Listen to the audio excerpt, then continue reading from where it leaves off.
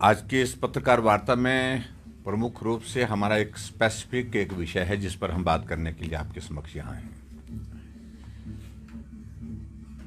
हिमाचल प्रदेश में बहुत लंबे समय से एक परंपरा रही है कि जब बजट सत्र होता है तो बजट सत्र से पहले जो चुने हुए प्रतिनिधि हैं यानी विधायक हैं वो अपने क्षेत्र से संबंधित विकास कार्य से जुड़े हुए विषयों पर अपनी बात कर सकें और बात करने के साथ साथ में कि मेरी इस बार मेरे विधानसभा क्षेत्र में प्राथमिकताएं क्या हैं, पीडब्ल्यूडी में कौन सी सड़कें बननी चाहिए, पीडब्ल्यूडी में हमको कौन सा पुल बनना चाहिए, कौन सा भवन बनना चाहिए, आईपीएच में कौन सी स्कीम्स बननी चाहिए। क्योंकि जनप्रतिनिधि होने के नाते एक चुने हुए विधायक के पास जमीनी जानकारी होती है और उस जानकारी के आधार पर लोगों के साथ में जनप्रतिनिधि वहां पर जो और होते हैं, जो पंचायती राज संस्थाओं के चुने हुए प्रतिनिधि होते हैं, उनके माध्यम से जो सुझाव आते हैं कि हमारे इस इलाके के लिए इस योजना के माध्यम से आप अपनी बात विधायक प्राथमिकता में कहते हुए बजट का प्रावधान करें।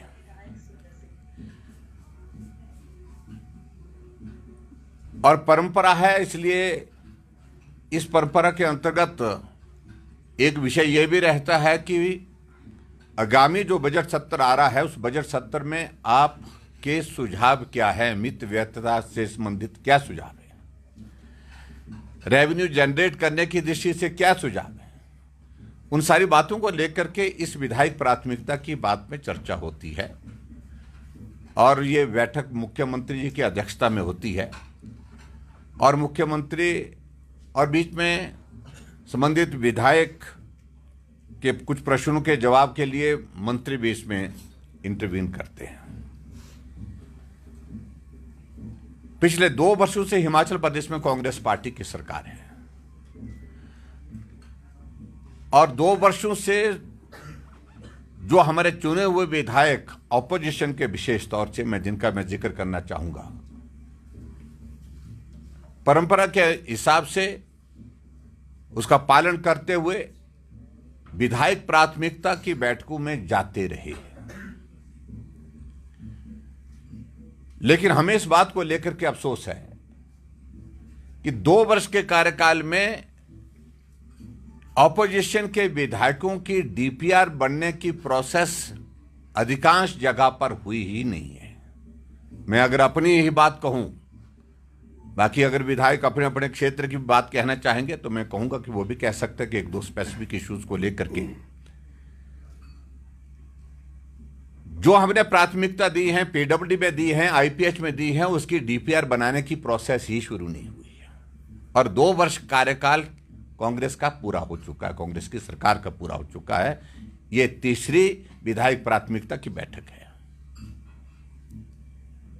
जब आपको डीपीआर ही नहीं बनानी है तो निश्चित रूप से उसके बाद फिर विधायकों के कहने पर काम कैसे होंगे।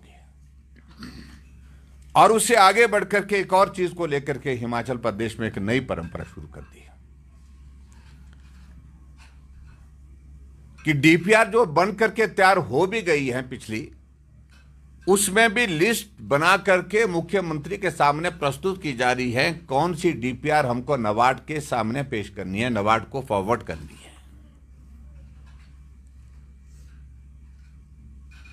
और उसमें फिर जो है भारतीय जनता पार्टी यानी कि विपक्ष के विधायकों के जो डीपीआर बनी है उनके सामने कांटा लगता है और सिर्फ कांग्रेस के विधायकों की और कांग्रेस के विधायकों में से भी उन विधायकों के लिए प्राथमिकताएं तय हो रही है जो मुख्यमंत्री के करीब है, नजदीक है।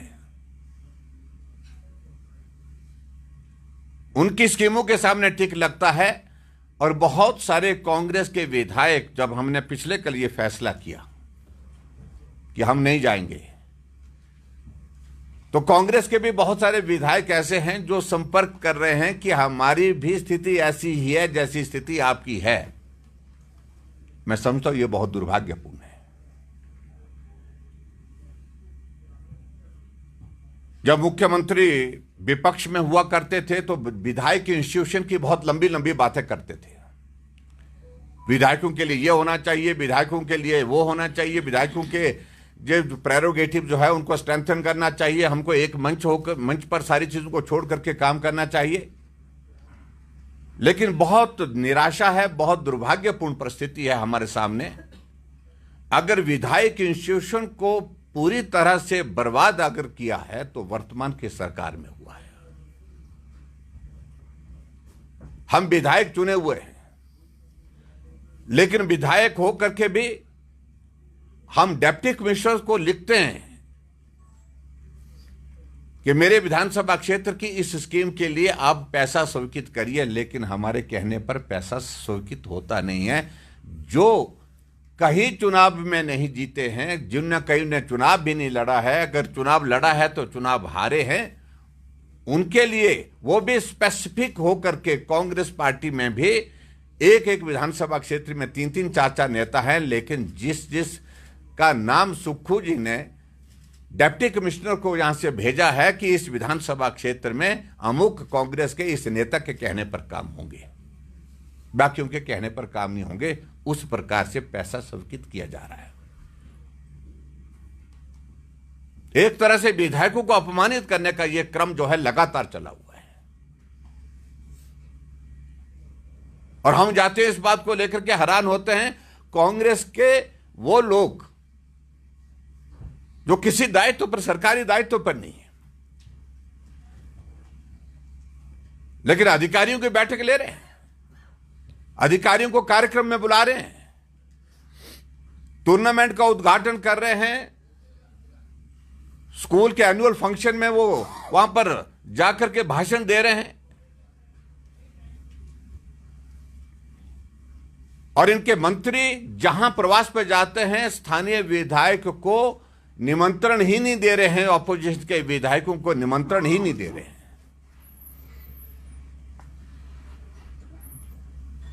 हम भी सरकार में 5 वर्ष रहे तो 5 वर्षों में हमने एक चीज को देखा, जहां मंत्री जाता था हमारे चुने हुए विधायकों को, वहां पर चाहे कांग्रेस पार्टी का है, उनको सूचना जाती थी, कार्ड जाता था, इनविटेशन जाता था प्रोग्राम का, उसके बाद उनको आने के लिए आग्रह भी करता था। कई जगह तो मंत्री और मैं व्यक्तिगत रूप से भी जहां जाता था वहां उनको बुलाने के लिए, निमंत्रण के लिए फोन करता था, लेकिन यह परंपरा ही समाप्त हो गई। लोकतांत्रिक मूल्य की अगर हम बात कहें तो मैं समझता हूं कि इससे बड़ा दुर्भाग्यपूर्ण परिस्थिति हमने आज से पहले नहीं देखा। हम पिछले कई सालों से व्यवस्थाओं का दौर देख रहे हैं, लेकिन विधायकों के लिए हमेशा, विधायक के लिए मुख्यमंत्री के दिल में, क्योंकि ये मेरे बराबर का, क्योंकि मैं भी एक विधायक हूं, मुख्यमंत्री भी विधायक होता हूं, मैंने इस भाव को हमेशा रखा। उनके कहने पर जो किया जा सकता है, जो जनहित के जो मुद्दे होते थे, उन मुद्दों को समाधान करने की दृष्टि से हमेशा हमने काम करने की कोशिश की है। ऐसी परिस्थिति में मैंने अपने विधायक दल के सब साथियों के साथ बात की और चर्चा करने के बाद हमारे सभी विधायकों का एक मत से एक फैसला था, और यह फैसला यह था कि जितना अपमानित विधायक इस वर्तमान सरकार के कार्यकाल में हुआ है, चाहे वो विधानसभा क्षेत्र के अंतर्गत सरकारी कार्यक्रमों में उनकी अनदेखी करना, अगर कोई विधायक मंच पर चला भी जाता है, मुख्यमंत्री या मंत्री की उपस्थिति में उनको जलील किया जाता है। मंजार विधानसभा क्षेत्र में तांदी के गांव में आग लग गई, मुख्यमंत्री जी वहां गए, वहां के विधायक सुरेंद्र शौरी जी ने कहा कि मैं भी 2 शब्द बोलना चाहता हूं, लेकिन कांग्रेस का एक नेता था जिसका नाम भाषण देने के लिए वहां पर रख दिया गया था, लेकिन बाद में मुख्यमंत्री ने कहा कि कोई नहीं बोलेगा। विधायक को बोलने का मौका नहीं दिया। इतना बड़ा हादसा हुआ। उस हादसे में विधायक मुख्यमंत्री के सामने अपने क्षेत्र की बात को रखने के लिए वहां पर उपस्थित था, लेकिन उसके बावजूद उनको बोलने का मौका नहीं दिया गया। मैं समझता हूं यह दुर्भाग्यपूर्ण परिस्थिति है। मैं इसलिए इस बात का मैं जिक्र कर रहा हूं। मैं आदरणीय धूमल जी के सरकार के दौरान में मैंने एक नहीं अनेकों जगह मंच पर देखा, अगर विधायक सरकारी कार्यक्रम में आया तो सरकारी कार्यक्रम में वो बोलता था मंच से। मैं वीरभद्र सिंह जी को भी देखता था। मेरे विधानसभा क्षेत्र में वीरभद्र सिंह जी आए, मैं उनका स्वागत करने के लिए गया। स्वागत करने के बाद मैं अपने गाड़ी की तरफ मुड़ने लगा तो उन्होंने कहा आप कहाँ जा रहे हैं? मैंने कहा कि आपका कार्यक्रम जो रखा गया है उस कार्यक्रम में आपके यहाँ के स्थानीय लोगों ने कहा कि कांग्रेस का महासम्मेलन है, इसमें तो हम कैसे जाएंगे? बोलते कुछ नहीं, बोलता आप आइए गाड़ी में बैठिए। पकड़ करके गाड़ी में बिठाया और वहां पर कार्यक्रम में भी पहुंचाया और वहां पर भाषण देने के लिए भी बोला। सरकारी कार्यक्रम ही है। इसलिए मुझे लगता है कि विधायक कितनी बार अपमानित होगा, कहां कहां अपमानित होगा। मैं अपने विधानसभा क्षेत्र का उदाहरण देता हूं। मैंने हॉर्टिकल्चर और फॉरेस्ट्री का एक कॉलेज खोला अपने विधानसभा क्षेत्र में।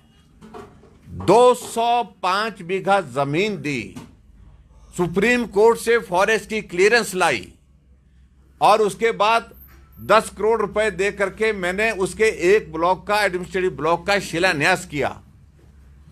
टेंडर हुआ, टेंडर अवार्ड हो गया, लेकिन तब तक के लिए सरकार कांग्रेस की बन गई और कांग्रेस की सरकार बनने के बाद आदेश हुआ कि यह टेंडर जो है रोक दिया जाए। टेंडर रोक दिया गया। 2 साल बीत गए। हॉर्टिकल्चर मिनिस्टर को यहां से भेजा गया, तुम जाकर के इंस्पेक्शन करके आओ, वहां से रिपोर्ट उल्टी सीधी बना करके आओ। 4 बैच वहां पर कॉलेज में निकल चुके हैं, उसके बावजूद भी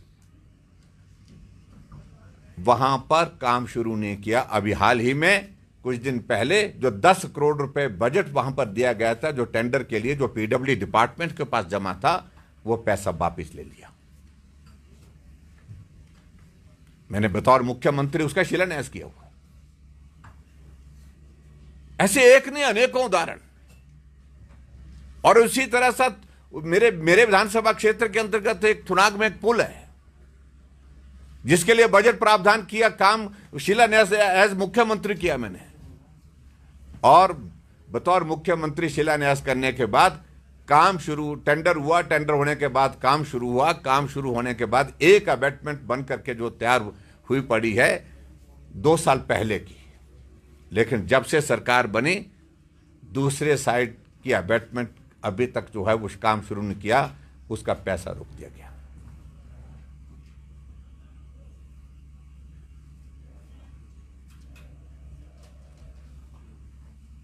एक नर्सिंग का कॉलेज है हमारे वहां पर, उसका काम रुका पड़ा हुआ, पैसा बंद कर दिया है। मैं कितने उदाहरण दूं सारी चीजों को लेकर के। और ऐसे उदाहरण एक विधानसभा क्षेत्र में नहीं, अनेक विधानसभा क्षेत्र में इस प्रकार के उदाहरण देखने को मिले हैं। जहां जहां भारतीय जनता पार्टी का विधायक है वहां काम रोकना, काम बंद करिए।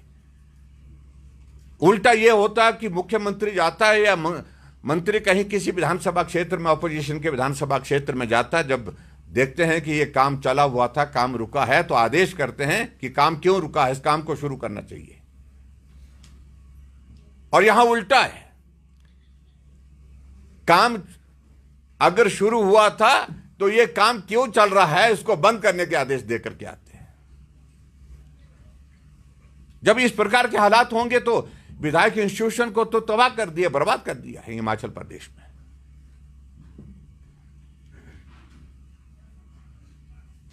यह पहली बार हिमाचल प्रदेश में हम देख रहे हैं कि विधायकों के ऊपर मामले दर्ज किए गए हैं। 8-8 घंटे तक विधायकों को बिठा करके थाने में वहां पर जो है जलील किया जा रहा है। आज से पहले कभी नहीं हुआ ये।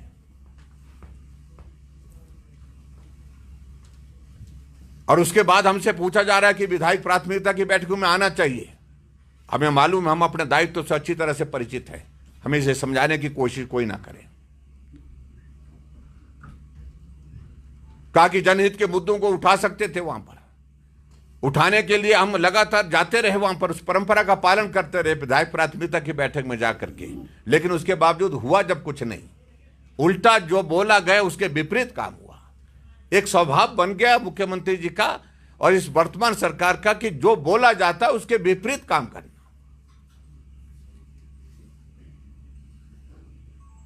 और ऐसी सूरत में हमारी पार्टी के सभी वरिष्ठ नेताओं के साथ में चर्चा करने के पश्चात और पूरे विधायक दल के अपने साथियों के साथ भारतीय जनता पार्टी ने तय किया कि अभी 3 और 4 तारीख को जो विधायक प्राथमिकता की जो बैठकें हैं, जो शिमला में आज से शुरू हुई हैं, हम अब की बार इन विधायक प्राथमिकता की बैठकों में हिस्सा नहीं लेंगे, इसका बहिष्कार करेंगे। और वजह मैंने आपके सामने बड़ी विस्तार से मुझे लगता कि सारी एक्सप्लेन कर दी है। और इसी तरह से मैं इस बात को मैं भी कहना चाहूंगा कि जो मुद्दों को लेकर के कोई कह रहे हैं कि भाई आप अपने क्षेत्र का प्रतिनिधित्व करते हुए आपको बात कहनी चाहिए थी, हम अभी बजट सत्र आएगा, बजट सत्र के दौरान विधानसभा के अंदर उन मुद्दों को उठाएंगे जो आज की इस बैठक में उठा नहीं पाए।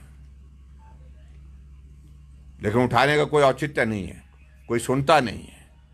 और मैं इस बात को देख करके हैरान हूं कि नीचे के सिस्टम में जो व्यवस्था परिवर्तन का ये दौर आया है, कभी भी चुने हुए प्रतिनिधियों को इतना अपमानित नहीं होना पड़ा जितना अपमानित वर्तमान की सरकार में हमारे चुने हुए प्रतिनिधियों को होना पड़ रहा है। विधायक निधि का पैसा हम स्वीकृत करके भेज रहे हैं, हम किसी कम्युनिटी सेंटर के लिए 3 लाख रुपए भेज रहे हैं, लेकिन रिलीज 10,000 रुपए किया जा रहा है, क्योंकि ट्रेजरी में सीलिंग लगा करके रख दी है कि 10,000 रुपए से ज्यादा पैसा रिलीज नहीं करना है। आखिरकार विधायक जाए तो कहां जाए? हमारे पास फिर एक ही प्लेटफॉर्म रहता कि हम इन मुद्दों को लेकर के आपके माध्यम मीडिया के सामने प्रदेश की जनता, अपने विधानसभा क्षेत्र की जनता के समक्ष रखें। ये हालात है। तो इसलिए हमने तय किया कि अपमानित करना बंद करिए, जलील करना बंद करिए विधायकों को, और खासतौर से विधायकों के इंस्टीट्यूशन को बर्बाद करना बंद करिए जिस प्रकार से वर्तमान सरकार कर रही है। कोई भी काम विधायकों के, पर्टिकुलरली जो अपोजिशन के हमारे हैं, विपक्ष के हैं, उनके कहने पर नहीं किया जा रहा है। और मुझे इस बात को लेकर के हैरानी भी होती है कि मैंने 3 बार यहां से मुख्यमंत्री को पत्र लिख करके मुख्यमंत्री राहत कोष के लिए किसी बीमार को मदद करने के लिए पत्र लिखे, लेकिन कोई पैसा स्वीकृत नहीं हुआ। मैं भी 5 साल रहा और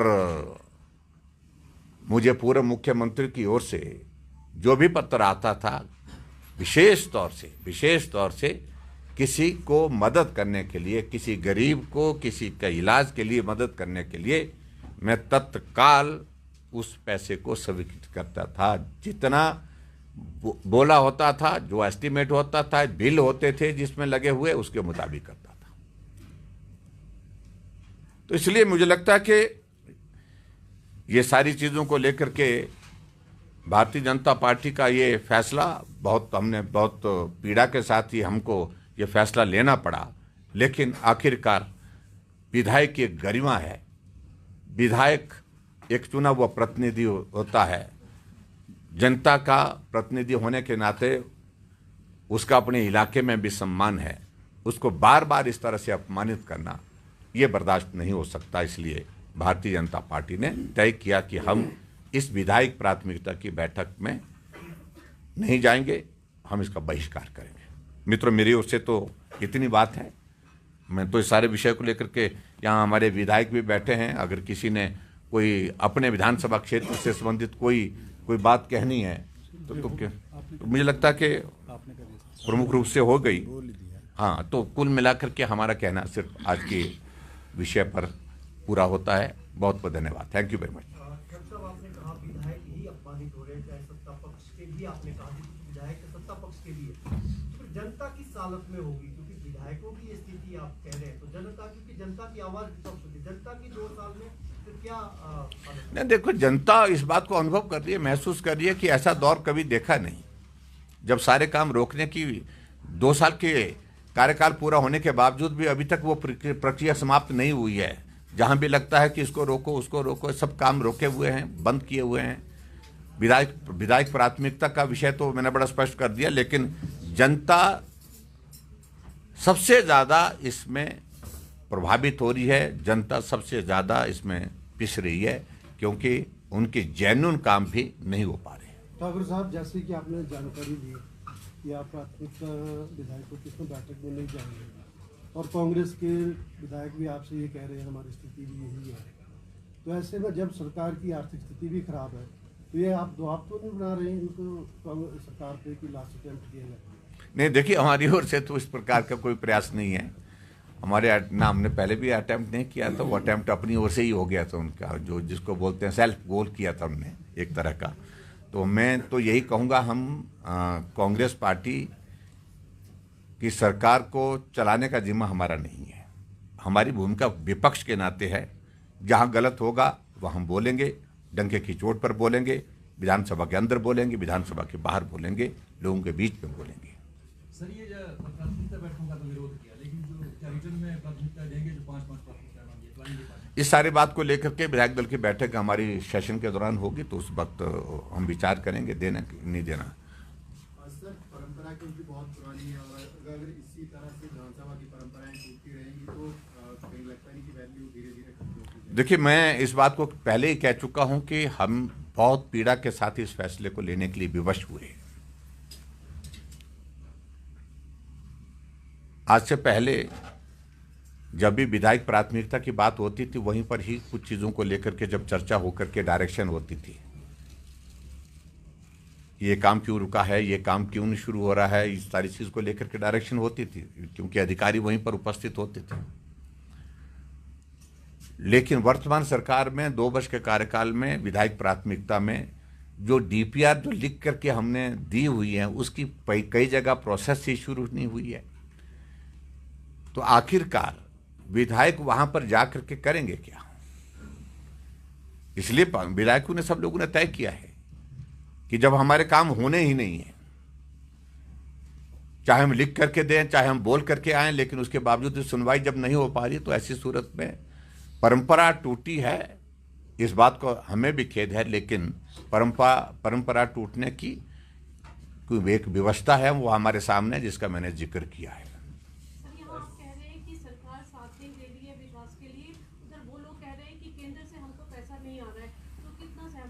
देखिए, ऐसा है कि प्रदेश में सरकार कांग्रेस पार्टी की 2 सालों से यही रोना रो रहे हैं। मुख्यमंत्री विशेष तौर से इसी बात को जिक्र करते हैं, जब व्यक्ति अपने आप कोई काम नहीं कर पाता है, तो बहुत आसान तरीका होता है कि उसका ठीकरा जो है दूसरे के सिर फोड़ा जाता है। हम देख रहे हैं कि पिछले 2 साल से कांग्रेस की सरकार हिमाचल प्रदेश में है, लेकिन अभी तक रोना यही है कि जयराम ठाकुर ने लोन ले रखा, जैसा कि उन्होंने कोई लोन लिया ही नहीं। जैसे कि कांग्रेस की सरकार जब सत्ता से बाहर 2017 में हुई थी, जैसे वो हमको जो है नो ड्यू सर्टिफिकेट दे करके गई थी कि कोई लेन देन बचा नहीं है, हमने सारा कुछ अदा कर दिया है। और दूसरा उनका एक ही है कि अच्छा तरीका है, जब हम काम करने की स्थिति में नहीं हो पा रहे हैं, तो काम करने की स्थिति में नहीं हो पा रहे हैं, तो एक चीज़ बहुत सरल और आसान लगती है कि केंद्र मदद नहीं कर रहा है, केंद्र मदद नहीं कर रहा है, केंद्र पर मोदी जी पैसा नहीं दे रहे हैं। उनको ये जानकारी होनी चाहिए, केंद्र पैसा दे रहा है, और केंद्र की मदद से हिमाचल प्रदेश की सरकार चल रही है, और केंद्र के पैसे का कितना किस प्रकार से दुरुपयोग हो रहा है, इसकी कल्पना नहीं की जा सकती, जो आज से पहले कभी हुआ नहीं। और मैं आपकी जानकारी के लिए बता रहा हूं, चाहे वो रेलवे का है, रेलवे बोर्ड के चेयरमैन को लिखना पड़ा, चीफ सेक्रेटरी को, कि स्टेट शेयर कम से कम दे, आप जो स्टेट शेयर बनता है उसको जमा करिए, हम अपना पैसा, जो केंद्र का पैसा जितना लगाना था हम लगा चुके, उससे ज्यादा लगा चुके हैं। ऐसा ही मनरेगा की स्थिति है, ऐसा ही हमारे जितने सेंटर स्पॉन्सर्ड स्कीम्स की स्थिति है आज की तारीख में, जिसमें केंद्र पैसा दे रहा है, लेकिन स्टेट अपना स्टेट का शेयर उसको ही जमा नहीं कर रहे हैं। ये स्थिति है आज की तारीख में। और हैरानी की बात, जब ये इस बात को बोलते हैं, आपकी जानकारी के लिए हिमाचल प्रदेश में सेंटर से जो प्रदेश सरकार के लिए जो स्पेशल असिस्टेंस मिलती है, स्टेट के लिए मिलती है, सेंट्रल असिस्टेंस मिलती है, 1000 करोड़ रुपए से ज़्यादा दे चुके हैं। और जो पैसा स्पेसिफिक हो करके इंफ्रास्ट्रक्चर को डेवलप करने के लिए जो यहाँ से भेजा जाता है कि ये स्कीम बनानी है, ये काम करना है, उसके अगेंस्ट पैसा दिया जाता है। लेकिन दुर्भाग्य ये है कि वो पैसा हिमाचल प्रदेश में खर्च किया जा रहा है, जो कि नहीं किया जा सकता है। मेरी जानकारी के मुताबिक, मेरी सूचना के मुताबिक, अगर आपने पूछ ही लिया, हिमाचल प्रदेश में जो स्पेशल असिस्टेंस का जो है, इन्होंने जाकर के HRTC को दिया गया, डिपार्टमेंट को दिया गया, ट्रांसपोर्ट डिपार्टमेंट को दिया गया, और फिर ट्रांसपोर्ट डिपार्टमेंट ने इसको ट्रांसफ़र करके जो है IDB को दिया, जो है जो इंफ्रास्ट्रक्चर डेवलपमेंट बोर्ड है उसको दिया गया। और उसके बाद इसी पैसे की अलग अलग किस्तें निकाल करके ये पैसा जहां लगना था, जिसमें बसें खरीदनी थी, इसमें और भी बहुत सारी चीज़ें उसमें जो करने की थी, वो ना करके इस पैसे का इस्तेमाल हिमाचल प्रदेश में कर्मचारियों की सैलरी देने के लिए किया गया, जो नियम के अनुसार किया नहीं जा सकता था।